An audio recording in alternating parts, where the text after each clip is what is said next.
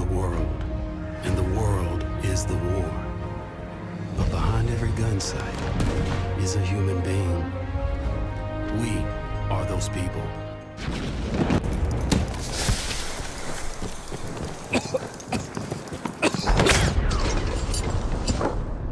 I don't know who you are. I will look for you. I will find you. And I will kill you. Scouts in Battlefield 1, love them, hate them, they are easily the most despised class in the game, and this is an unfairly earned title. The first time you played as a scout, you'll have no doubt noticed it's a little harder to play than most other games, and this is down to DICE and the efforts they have made to dissuade people from playing snipers in games like Battlefield, and this is a good thing because nobody likes to be sniped. So what are these features? You'll have probably noticed the lens glares when you're running around the map. Basically, the brighter the glare, the more focused the sniper is upon you. So if you are playing scout, it's something to be worth aware. If you do scope someone, then they can, if they're paying attention, see your lens flare. Okay, another one of the ways in which class is slightly harder to play is the range finding from 75 meters to 150 meters to 300 meters. So you need to know your range. If you're not firing at the right range, if you've got your rifle set to the wrong range, you're going to find it a lot harder and you're going to struggle to get any kills. Now, these dissuasion factors are really useful, and personally they're welcomed, because if it wasn't for these factors, then you would find a lot more snipers out there on the battlefield. So the next time you are scoped with a headshot from over 200 meters away, maybe you should think of suppressing the feelings of how much you deeply despise the individual and think, nice.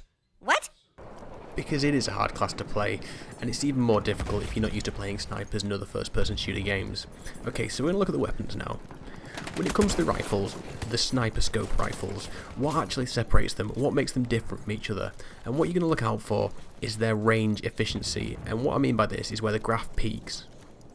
So you can see here the graph is highest in between these two sections, which means this range is where its peak performance is at.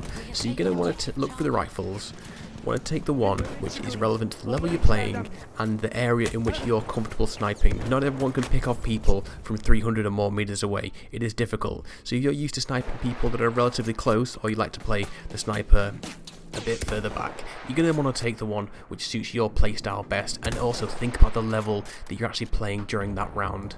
So just as a heads up, the best close range is definitely the SMLE, and the ones for the mid-range is either the Russian 1895 or the Gewehr 98, and then when it comes to your long distance, it's definitely a 1903. Surprise, motherfucker! No one has more choice when it comes to gadgets. Now, the one you want to always be taking with you is your flare gun, and this is almost overpowered in how useful it is.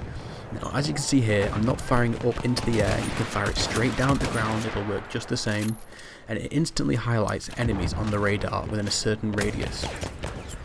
So I can't stress how useful this tool is, even if you are one of the scouts that like to sit further back with a scoped rifle. You can still take your flare gun and fire it down onto the objectives or wherever the fighting is fiercest, and it will really help your teammates. And not only this, but you do get a little bit of points as a spot score when using the flare gun.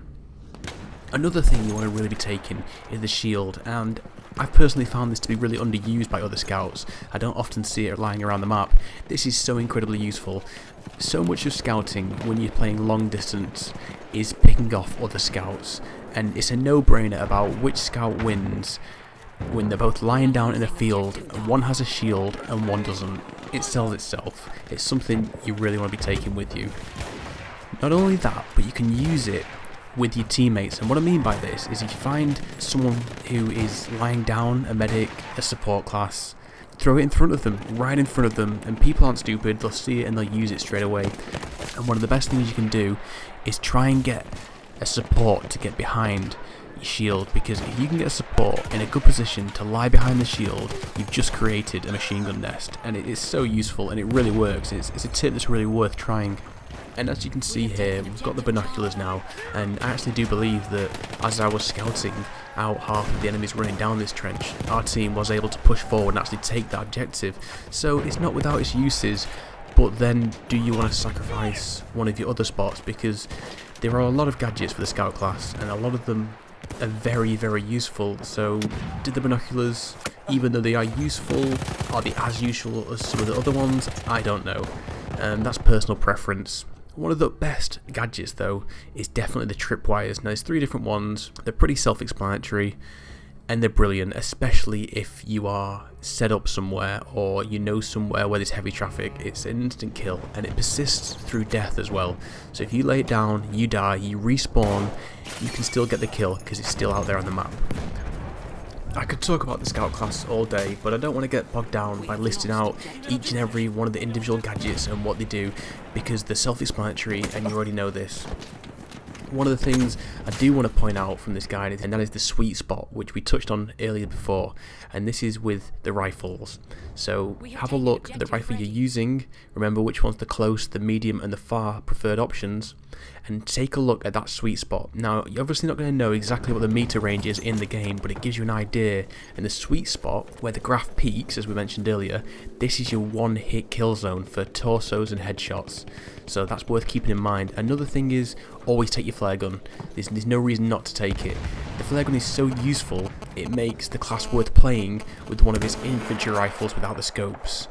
But that's not to say that the infantry rifles are bad, it's just to say that if you do want to play with a rifle, then you should play as the medic class because it has access to the best rifles in the game, period.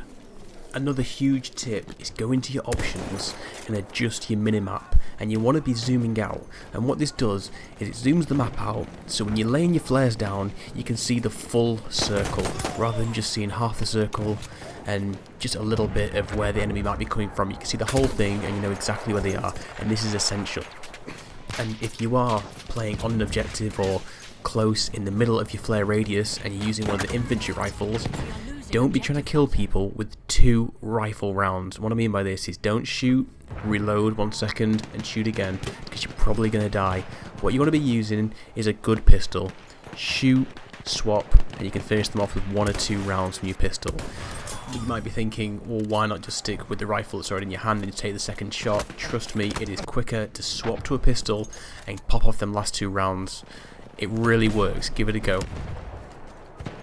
And finally, although I've not been able to confirm this 100%, if you do check the scopes for your weapon you're taking, look at the magnification. Now if you take a 3.5 magnification or less, that means when you go through the lens, when you look through the lens at the enemies, you will not give away your position with your own lens flare. Now this is incredibly useful, so that's worth checking out, but like I said, I've not been able to confirm it 100%. So if you did find this guide useful, please do consider giving it a thumbs up, and let's try and go for an easy target of 20 thumbs up on this video. For more guides like this, do check out the channel. There's also a guide for the assault class, the support class and the medic class in Battlefield 1. And don't forget to hit that subscribe button. Goodbye.